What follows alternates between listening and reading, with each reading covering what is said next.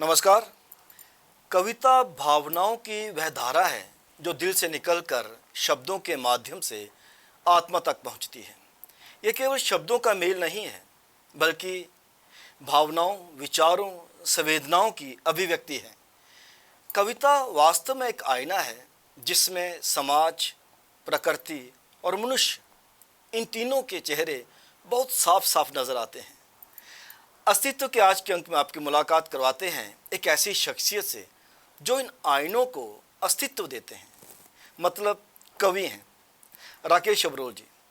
Rakesh sir, आपका Excelsior student में बहुत बहुत स्वागत है। आपका धन्यवाद। एक्सेलसियर का भी धन्यवाद। राजेश्वर जी, आपका मैं स्पेशली धन्यवाद करना चाहता हूं कि इस प्लेटफॉर्म आपने पे हर रंग के कलाकार आप यहाँ पे लाते हैं, सिर्फ साहित्य से नहीं, बाकी दूसरी विद्याओं के जो हैं उसके उन लोगों को भी आप चांस देते हैं और रूबरू कराते हैं लोग जम्मू की जनता, क्योंकि वास्तव में हमारा जो कंसेप्ट है वह अस्तित्व, तो भाषा, संस्कृति और विरासत के माध्यम से उसे तलाशने की कोशिश रहती है। बहुत अच्छा, बहुत अच्छा। ये आपको सर कविता लिखने का शौक कब हुआ, और क्या आपने शुरू से ही हिंदी में लिखना शुरू किया या फिर किसी और भाषा में लिखा? राजेश्वर जी, मुझे कविता के बारे में खुद पता नहीं चल रहा है अभी, क्योंकि मैं सीनियर सिटीजन बन गया हूँ। लेकिन अच्छा। मैं आपको बताता हूँ, सबसे जो मेरा पहला कार्यक्रम हुआ था वो हुआ था रेडियो स्टेशन में 15 से 17 प्रोग्राम के लिए। अच्छा। आप समझ लो मेरी उम्र 15 तक होगी। तो वहाँ पे युवानी सर्विस में जम्मू, वहाँ हमारे मोहल्ले पक्की डक्की में, जम्मू पुराने शहर में, उनका नाम था, वो रेडियो स्टेशन में लगी हुई थी।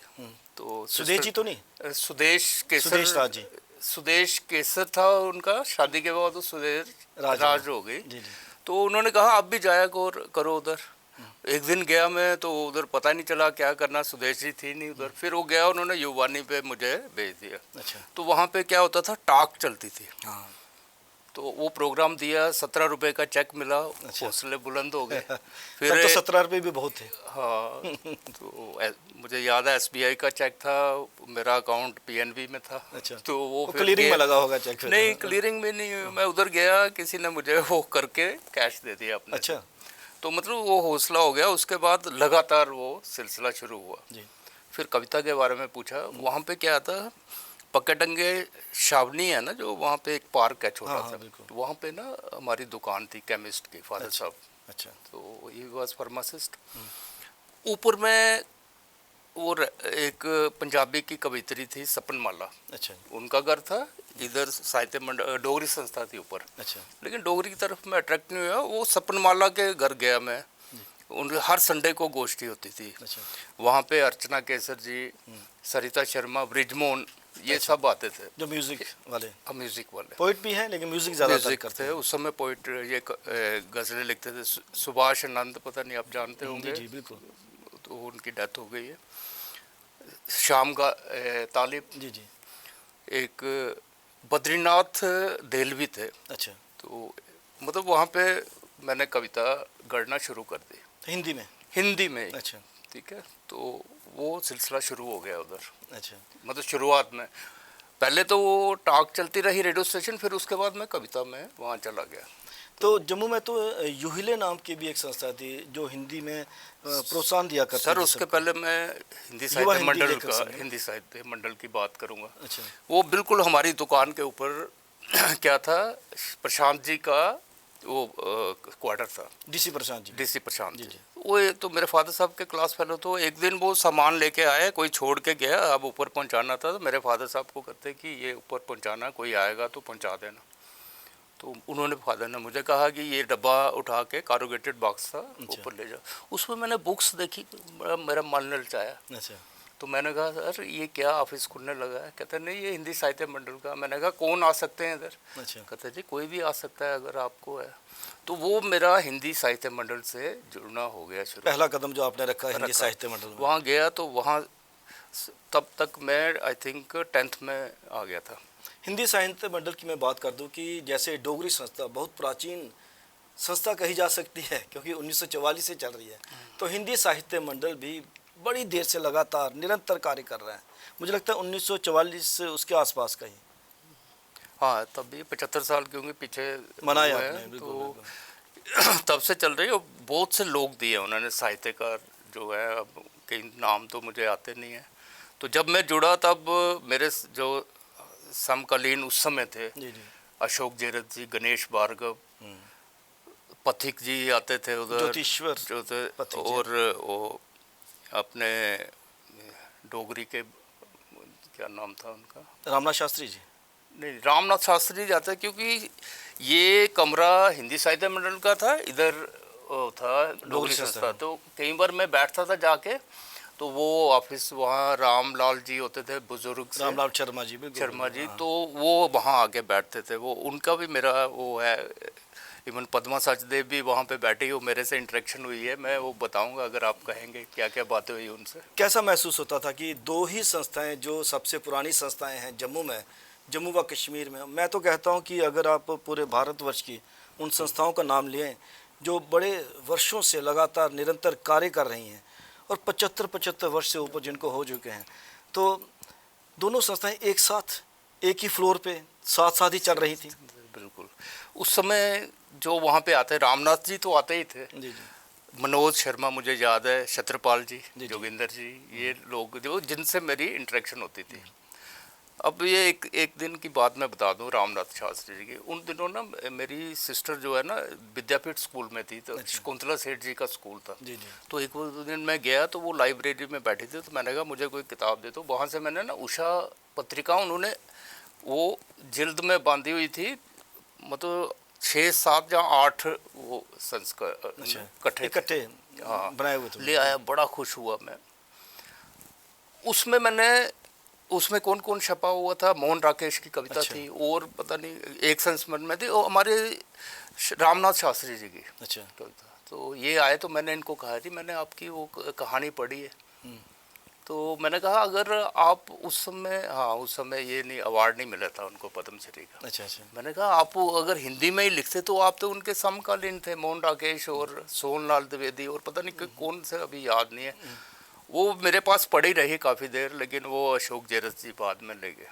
तो मतलब ये सत्य है बिल्कुल, क्योंकि रामनाथ शास्त्री जी संस्कृत के बहुत बड़े विद्वान थे, हिंदी के बहुत बड़े विद्वान थे, लेकिन उन्होंने मातृभाषा डोगरी में पूरा समर्पण से काम किया। और अगर आज डोगरी जिस मुकाम तक है, जहाँ तक भी पहुँच पाई है, उसमें रामनाथ शास्त्री, पद्म श्री रामनाथ शास्त्री जी का बहुत बड़ा योगदान है। बिल्कुल।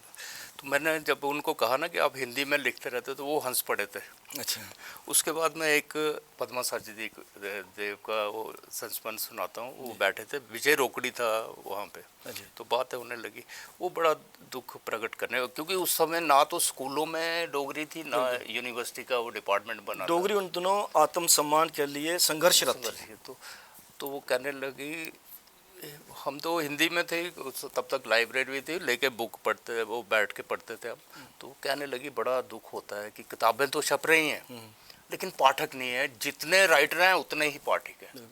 ये उस समय की बात है। और समस्या बदस्तूर जारी है, क्योंकि पाठक आज भी नहीं है। ओह अच्छा। आज हालात ये यहाँ तक पहुँच गए हैं कि जो साहित्यकार हैं वो भी, मुझे नहीं लगता कि एक दूसरे का साहित्य पढ़ते हैं। फ्री में मिले तो फिर पढ़ लेते हैं। क्योंकि ज़्यादातर साहित्यकारों की किताबें छप रही हैं पब्लिशरों से, पैसा खुद देना पड़ता है उनको भी, पब्लिशरों, लेकिन वो थोड़ी किताबें देते हैं 40-50, क्योंकि ये मैंने एक्सपीरियंस किया अभी। तो क्योंकि हाँ, सेल नहीं है कविताओं की, नहीं, किताबों की सेल नहीं है। सेल नहीं है। जम्मू वाले जो पब्लिशर हैं, जैसे रोहिणी वाला है, जन समथिंग क्या है उसको, वो थोड़ा वो उतने ही पैसों से वो आपको ज़्यादा किताबें दे रहे हैं। बिल्कुल। इवन के मैंने भी 3 किताबें प्रिंट की हैं लोकल्स की, लेकिन आते नहीं हैं, उनको डर है कि ये कवि है कि कहीं कविताएं इधर उधर नहीं कर रहे। आमतौर पर जो साहित्यकार हुआ करते हैं वह किसी विषय से प्रेरित होकर अपना साहित्य सृजन करते हैं। मैं आपसे ये जानना चाहूँगा कि आप जो कविताएं लिखते हैं उसमें विषय प्रधान क्या रहता है? बहुत अच्छा प्रश्न आपने किया।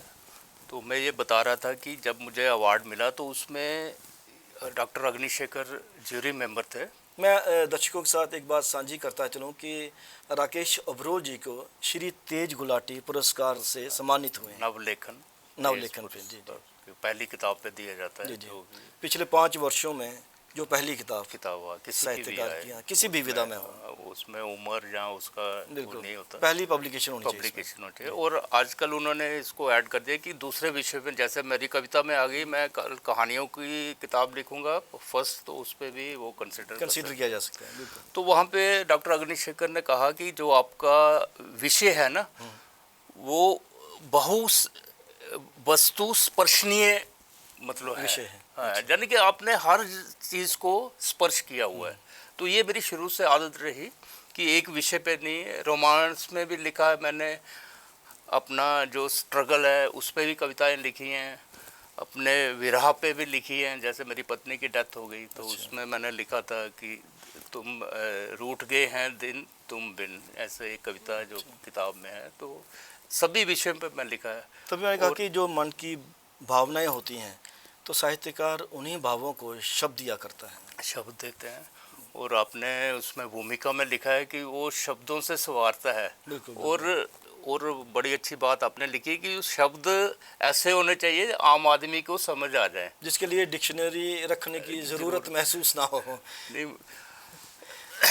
ज़्यादातर जो लेखक लिखा करते हैं वह वामपंथ विचारधारा से प्रभावित रहते हैं। आप समझते हैं कि क्या अपने आप को इस्टेब्लिश करने के लिए शोषण पे ही लिखना आवश्यक है, या फिर पूरे ग्लोब में अगर नज़र दौड़ाई जाए तो बहुत सी समस्याएं हैं, शोषण को छोड़कर भी आंचलिकता साथ में रहनी चाहिए, लेकिन समस्याएं जो हैं विश्वव्यापी होनी चाहिए। इसके लिए मैंने देखो 70s में कहानियाँ जो चलती थी, सारिका की बात करता हूँ मैं, उसमें ये लगाया गया था कि उन्होंने पहला जो कहानी का आंदोलन था वो था ये वामपंथी टाइप का, उन्होंने वो उस टाइप की ज़्यादा कहानी आई। फिर उसके उन्हीं दौरान ना वो उनका वो बदला, वो प्रश्न चिन्ह कहानियाँ आ गई। उसके बाद आंचलिकता की बात आ गई, उसमें तो काफ़ी जम्मू के लोगों ने भी अच्छी कहानी लिखी है, यहाँ पे भी काफ़ी लोग थे। तो ऐसे ये दौर चलता रहता है मेरा ख्याल में। लेकिन मेरे एक बात बता दूं, जो जिसे वामपंथी कहते हैं ना, बहुत मार्मिक कहानियाँ मैंने पढ़ी हुई हैं, बहुत अच्छे मतलब राइटर थे। ख्वाजा अहमद आवाज़ की मैं बात करता हूँ, और भी बहुत से अच्छे मतलब राइटर, सब ने टच किया है पॉइंट। तो जो बड़े राइटर हुए हैं तो उन्होंने मेरा ख्याल इस पे भी लिखी हैं, हालांकि वो वामपंथी विचारधारा के नहीं थे, लेकिन सोशल साम्यवाद, तो उन्होंने सबको टच किया है। तो ये दौर मेरा ख्याल चलता रहेगा। तो जम्मू क्योंकि एक अहिंदी भाषी क्षेत्र है, और अहिंदी भाषी क्षेत्र में राजभाषा हिंदी को प्रोत्साहन देने के लिए अहिंदी भाषा में पुरस्कार भी दिए जाते थे, हिंदी केंद्रीय संस्थान द्वारा दिए जाते थे। पिछले कुछ वर्षों से वह पुरस्कार दिए जाने बंद हो चुके हैं। आप क्या समझते हैं कि अहिंदी भाषी क्षेत्र में राष्ट्रभाषा को प्रचार प्रसार देना संभव हो पाएगा जब प्रोत्साहन ही नहीं है? मेरे विचार में तो राष्ट्रभाषा प्रचार समिति जो बनी थी वो इसीलिए बनी थी कि हिंदी को ही उसको मतलब बढ़ावा दिया जाए हर क्षेत्र। और अवार्ड तो स्टेट लेवल पे थे, हमारी कल्चर एकेडमी की तरफ से दिए जाते थे, बाकी केंद्रीय संस्थानों से दिए जाते थे। लेकिन एकदम ही मेरा ख्याल कोरोना के बाद वो बंद हो गए हैं। जैसे साहित्य अकादमी भी अवार्ड देती थी। आप क्या समझते हैं, उससे कहीं ना कहीं एक ठोकर सी लगी है उस मूवमेंट को भी और प्रोत्साहन मिलना जब बंद हो गया है तो मेरा ख्याल लेखकों ने लिखना भी उस टाइप में लिखना शुरू हो गया, जैसे रीजनल लैंग्वेज में लिखना शुरू हो गया। बड़ी एग्जांपल मैं निर्मल विनोद जी की देखता हूँ, जो हिंदी के सिवा कुछ लिखते ही नहीं थे। आजकल वो पिछले दिनों 4 डोगरी की किताबें पंजाबी में भी लिखते हैं, पंजाबी में लिख रहे। वो इसीलिए है कि उनको ये लगे कि जैसे साहित्य अकादमी रीजनल लैंग्वेज में अवार्ड दे रही है। तो ऐसे मेरा ख्याल, अगर आप का मुझे पता नहीं, आप तो इंग्लिश में भी लिखते थे, हिंदी में, लेकिन पिछले कुछ सालों से डोगरी की तरफ पूरा आप वो है डोगरी तरफ, क्योंकि डोगरी हमारी मातृभाषा है। सभी का फर्ज बनता है कि डोगरी भाषा को जितना भी प्रमोट किया जाए उतना ही कम है। नहीं, ये है बाकी भाषाएं, जैसे साउथ में तमिल भाषा है। तमिल भाषा का मैं 79-80 में गया था मद्रास में, तब मद्रास था पढ़ने के लिए। तो वहाँ तभी ये करुणाकरण जी की जो एक बड़ा आंदोलन था वो ख़त्म हुआ था हिंदी भाषा की। वो मैं वही पूछना चाहता था, जैसे देखिए अगर हमारी राष्ट्रभाषा है हिंदी, जो संपर्क भाषा भी है, उससे क्षेत्रीय भाषाओं को कितनी थ्रेट है? क्योंकि साउथ में भी आंदोलन चल रहे हैं, साथ ही महाराष्ट्र में भी आजकल आंदोलन चल रहा है। तो हिंदी भाषा कहाँ तक एक थ्रेट है रीजनल भाषा को? नहीं, ऐसा ये डिपेंड करता है पॉलिसी बनाने वालों के लिए। क्योंकि मैंने बताया ना कि वहाँ फिर जब हम रहे 4 साल, तो उसमें ये उन्होंने किताबें भी तमिल में, मेडिकल की बुक्स या टेक्निकल बुक्स भी ट्रांसलेट करना शुरू हो गई। तो वहाँ पे मतलब लोग ज़्यादा वही करते हैं। लेकिन हिंदी भाषा ये थी कि ये सभी देशों में एक संपर्क भाषा बने, जैसे इंग्लिश थी। बिल्कुल। तो ऐसा थ्रेट नहीं होना चाहिए। ये governments as well as local लोगों के, जैसे संस्थाएं हैं, डोगरी संस्था है, नई डोगरी संस्था है, ये काम कर रहे हैं। तो लेकिन ये पता नहीं लोग, वो आपकी बात सही है कि हम घर में भी डोगरी नहीं बोलते हैं अपने बच्चों के साथ, क्योंकि वो यही होता है कि बच्चों को पढ़ाना है, आगे भेजना है, तो वो थ्रेट है। लेकिन राकेश जी, एक बात है कि न्यू एजुकेशन पॉलिसी जो है उसमें माननीय प्रधानमंत्री जी हर प्लेटफॉर्म पे बोला करते हैं कि अपनी मातृभाषा में एजुकेशन लेना बहुत ज़रूरी है। लेकिन फिर मातृभाषा को खतरा कैसे, जब हम नर्व्स पकड़ लें कि हमें अपनी बेसिक प्राइमरी एजुकेशन अपनी मातृभाषा में ही लेनी है, हम वो लोगों को वार्तालाप जो है घर में कम से कम अपनी भाषा में करना चाहिए, तो संपर्क भाषा तो सिर्फ संपर्क के लिए है ना, उससे क्या खतरा महसूस हो सकता है? नहीं, उससे नहीं हो सकता। मैंने कहा ना, इसके लिए जैसे त्रिभाषीय अभी जो उनकी पॉलिसी है प्रधानमंत्री जी की, उसमें स्टेट गवर्नमेंट को होना चाहिए ना। अब देखिए जम्मू में इन्होंने कहा है कि वो डोगरी पढ़ाएंगे, श्रीनगर में उर्दू पढ़ा रहे हैं वो, मतलब लोअर क्लासेस को। तो ये चीज़ जो है ना, इम्बैलेंसेस है, ये स्टेट गवर्नमेंट को करना चाहिए कि दरअसल वो वह चीज़ नज़र भी आनी चाहिए, जो पॉलिसी बनती है इम्प्लीमेंट होना चाहिए। तो जम्मू में तो सारे करेंगे। मैं आपको एक बात बता रहा हूँ, मैं जम्मू यूनिवर्सिटी का मुझे काम मिला, अच्छा, जैम के थ्रू, उर्दू की किताब है MA की, अच्छा, 2nd सेमेस्टर। तो वहाँ चमन लाल जी हैं, तो वो प्रोफेसर थे, तो उनसे बात हो रही थी। मैंने कहा, कहने लगे इसमें गलतियाँ।